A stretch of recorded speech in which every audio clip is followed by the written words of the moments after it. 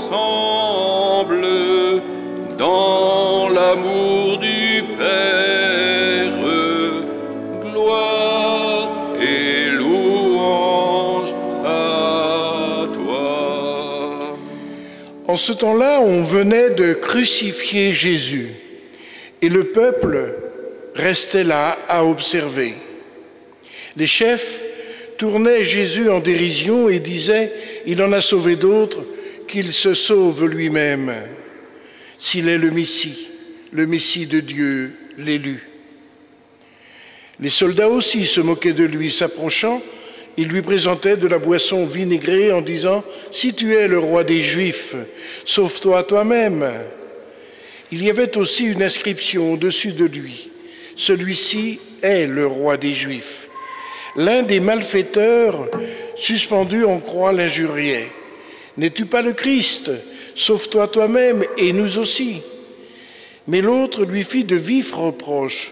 « Tu ne crains donc pas Dieu? Tu es pourtant un condamné, toi aussi. Et puis pour nous, c'est juste, après ce que nous avons fait. Nous avons ce que nous méritons. Mais lui, il n'a rien fait de mal. » Et il disait, « Jésus, souviens-toi de moi quand tu viendras dans ton royaume. » Jésus lui déclara, « En vérité, je te le dis, aujourd'hui, avec moi, tu seras dans le paradis. » Acclamons la parole de Dieu. On ira tous au paradis. C'est ce que chantait avec une certaine impertinence Michel Polnareff dans les années 1972. Aujourd'hui, avec moi, tu seras dans le paradis. C'est la dernière parole de Jésus dans l'évangile de Luc, avant qu'il se remette entièrement entre les mains du Père. Père, entre tes mains, je remets mon esprit. Parole d'autant plus significative qu'elle s'adresse à un malfaiteur, celui que la tradition appelle le bon larron.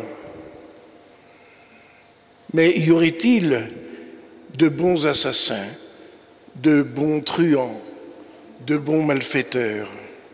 Non, bien sûr. Sans doute, la bienveillance des traducteurs se voulait annonciatrice de la miséricorde du pardon envers les mal-aimés, les malfaiteurs. Je me souviens de la réaction d'un enfant de CM alors que je présentais le récit de la femme adultère. Il s'écria « Moi, j'aime bien Jésus parce qu'il est le roi du pardon. » Il avait tout compris de cette royauté du Christ que nous célébrons aujourd'hui, alors que se ferment les portes jubilaires de l'année de la miséricorde. Cependant, il ne faudrait pas trop vite oublier la dynamique dans laquelle nous a fait entrer notre pape François. Je le cite, « La miséricorde, c'est le chemin qui unit Dieu et l'homme pour qu'il ouvre son cœur à l'espérance d'être aimé toujours malgré les limites de notre péché. » L'expérience du bon larron nous dit clairement que le pardon peut toujours nous rattraper dans l'épreuve de notre péché, de nos refus du Père comme de nos abandons du Fils et de nos incapacités à nous laisser habiter par l'Esprit Saint. Dans son récit, très sobre dans sa présentation, Luc campe bien les témoins que l'on pourrait diviser en trois groupes. Tout d'abord, le peuple qui restait là à observer.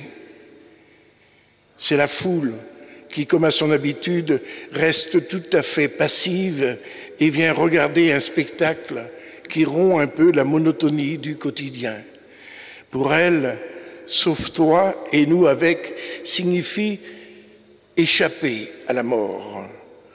Sauve-toi, fiche le camp, car si Jésus meurt en croix, cela prouve bien qu'il n'est pas le roi qu'il prétend être, qu'il a menti et que tout son enseignement est faux.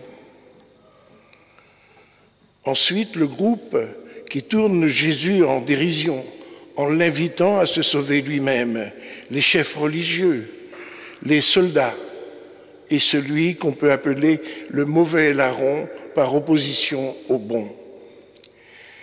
Ceux-ci ne peuvent pas reconnaître la royauté du Christ parce qu'ils attendent un Messie puissant, un roi qui puisse se sauver et sauver les autres de leur malheur.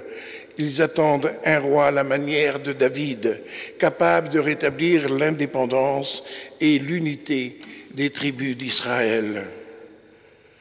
Enfin, le bon larron, en reconnaissant ce qu'il a fait, après ce que nous avons fait, nous avons ce que nous méritons. Il laisse la porte de la miséricorde ouverte et commence ainsi un chemin de foi qui lui fait comprendre la royauté du Christ. Luc veut nous éclairer sur le sens de la croix, celle du Christ bien sûr, mais également la nôtre lorsque nous sommes confrontés aux difficultés de la vie.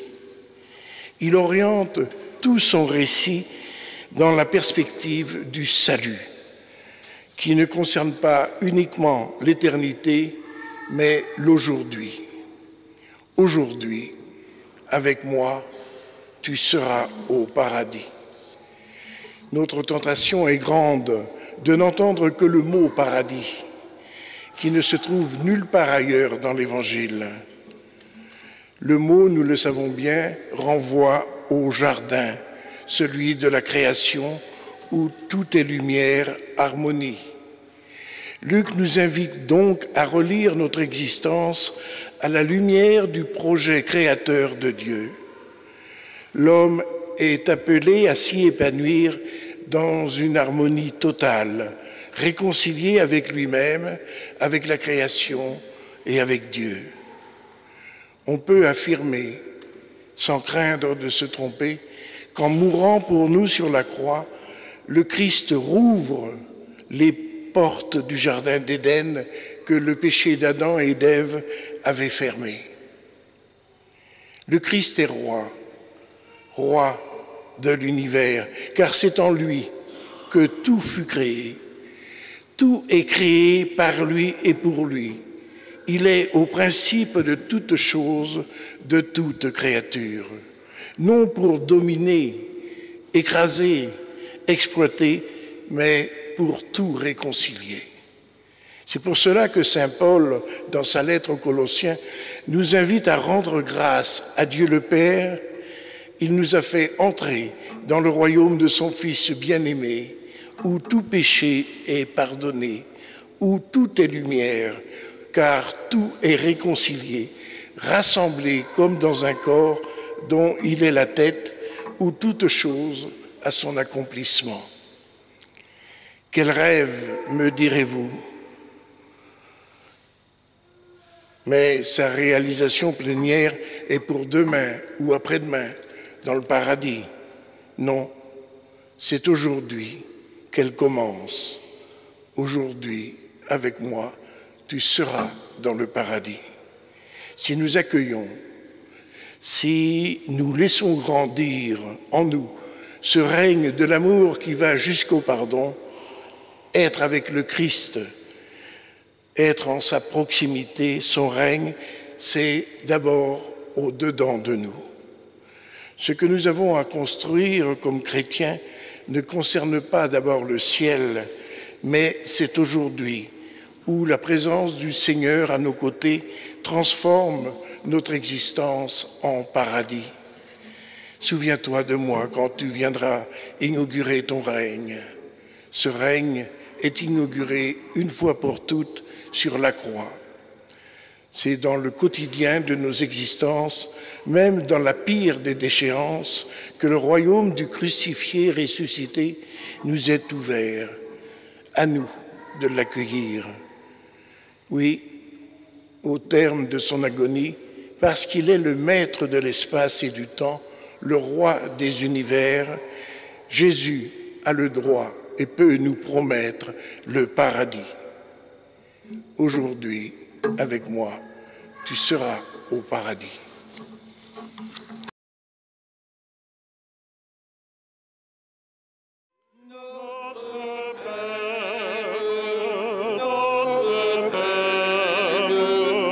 Nous te supplions humblement. Souviens-toi, Père, de tous ceux qui, durant cette année de la miséricorde, se sont engagés à venir en aide aux exclus, aux prisonniers, aux migrants, aux malheureux, pour qu'advienne ton règne. Père, nous t'en supplions humblement.